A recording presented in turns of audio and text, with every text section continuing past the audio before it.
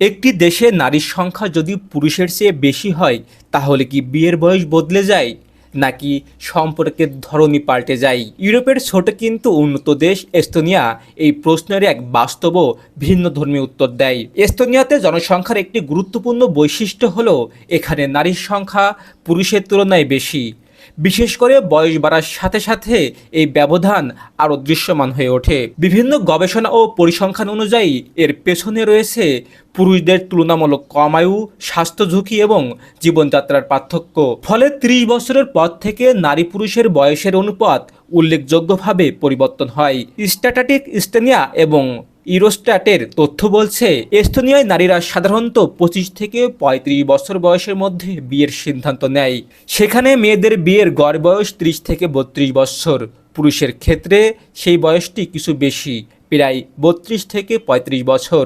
তবে এই সংখ্যা কোনো নির্দিষ্ট নিয়ম নয়, বরং একটি সামাজিক প্রবণতার প্রতিফলন। কিন্তু প্রশ্ন হলো, নারীর সংখ্যা বেশি হলেও বিয়েতে দেরি কেন? এর উত্তর লুকিয়ে আছে এস্তোনিয়ার সামাজিক কাঠামো ও জীবনধারায়। এখানে নারীরা জীবনের শুরুতে বিয়েকে প্রাধান্য দেয় না, বরং তারা প্রথমে নিজেদেরকে শিক্ষিত করে এবং পেশাগত দক্ষতা অর্জন করেন এবং একটি স্থিতিশীল ক্যারিয়ার গড়ে তোলেন।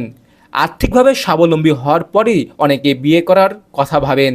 এই প্রবণতা শুধু নারীদের মধ্যে নয়, পুরুষের মধ্যেও লক্ষ্য করা যায়। ওসিইডি এর ফ্যামিলি ডাটাবেস অনুযায়ী এস্তোনিয়ার মতো ইউরোপীয় সমাজগুলোতে ব্যক্তিগত স্বাধীনতা ও জীবনধারার পছন্দকে অত্যন্ত গুরুত্ব দেওয়া হয়।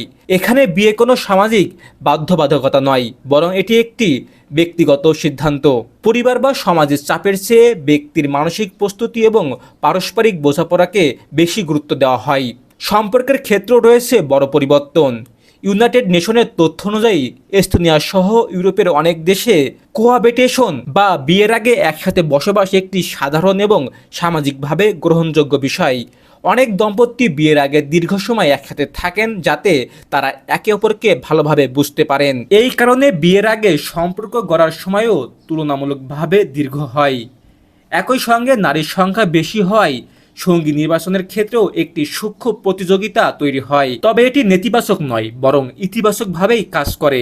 অনেক নারী তাড়াহুড়া না করে এমন একজন জীবনসঙ্গী খুঁজে নিতে চান যার সঙ্গে তাদের মানসিক সামঞ্জস্য, জীবন দর্শন এবং ভবিষ্যৎ পরিকল্পনার মিল রয়েছে। ফলে সম্পর্ক গড়ার প্রতিক্রিয়াটি হয়ে ওঠে আরও সচেতন এবং পরিণত। এখানে আরেকটি গুরুত্বপূর্ণ বিষয় হলো আইনি বিয়ে এবং দীর্ঘমেয়াদী সহাবস্থান। অনেক ক্ষেত্রে প্রায় সমানভাবে গ্রহণযোগ্য। অনেক দম্পতি প্রথমে একসাথে জীবন শুরু করেন, পরে বিয়ে করেন। আবার কেউ কেউ বিয়ে ছাড়াই দীর্ঘ সম্পর্ক বজায় রাখে। সমাজও এই বিষয়টি স্বাভাবিকভাবেই গ্রহণ করে। ওয়ার্ল্ড ব্যাংকের ডেমোগ্রাফি বিশ্লেষণ করে দেখা যায় এস্তোনিয়ার মতো উন্নত দেশগুলোতে বিয়ে, পরিবার এবং সম্পর্কের ধারণা ধীরে ধীরে পরিবর্তন হচ্ছে। সেখানে ব্যক্তিগত স্বাধীনতা এবং জীবনের মানকে অগ্রাধিকার দেওয়া হচ্ছে। সব মিলিয়ে এস্তোনিয়া আমাদের শেখায় বিয়ে শুধু সময়ের প্রশ্ন নয়, বরং এটি প্রস্তুতি, স্বাধীনতা, মানসিক পরিপক্কতা এবং জীবনের দীর্ঘমেয়াদী পরিকল্পনার একটি সমন্বয়। নারীর সংখ্যা বেশি হওয়ার সত্ত্বেও এখানে বিয়ের সিদ্ধান্ত আসে তাড়াহুড়া করে নয়, বরং ভেবেচিন্তে সঠিক সময় ও সঠিক মানুষকে বেছে নেওয়ার মাধ্যমে।